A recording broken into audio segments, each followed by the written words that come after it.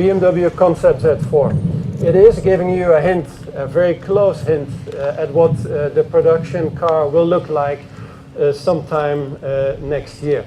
It is also part of this new chapter in the development of our form language. So again here, very few lines. The lines that are there are carefully chosen. I'll take you through them in a couple of seconds. But first of all, I think as a Z4 you will see that the car has become a lot more dynamic than any Z4 before. As part of our development for the BMW form language, we also want to make sure that each of our vehicles within our range will have a clearer identifiable character. So while we're actually choosing to reduce our form language, we believe we can increase the emotion and the character of the vehicles. And if you allow me to take you through this design very quickly, then starting at the front, of course, you'll see a very, very dynamic front end. The grille also wide and low because this is part of the Sporty range of our program, of course.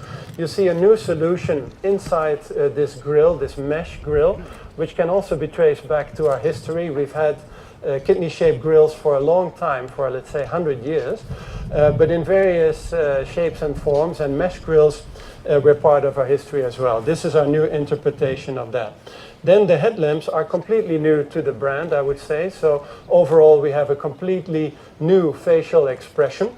They're actually arranged in a more vertical manner, adding to the dynamic of the front view, we believe, and that will be something that will be unique to the concept of the Z4. Then if we go to the body side, there is really only one line that matters, I would say, and it's this line.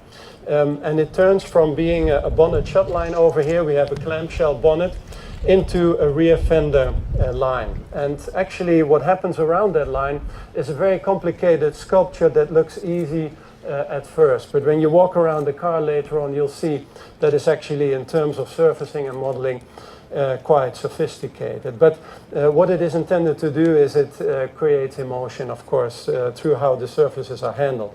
In the body side, there is only one air outlet, and that tends to shape the entire body as the airflow would. The rear view of the car, of course, looks very low, very wide. Not so easy to do for an open-top car, but something that you will see from us then also in the production car next year. In the interior, like I said, we managed to clean up quite considerably. All the elements that you need to control the car are neatly grouped in a couple of islands.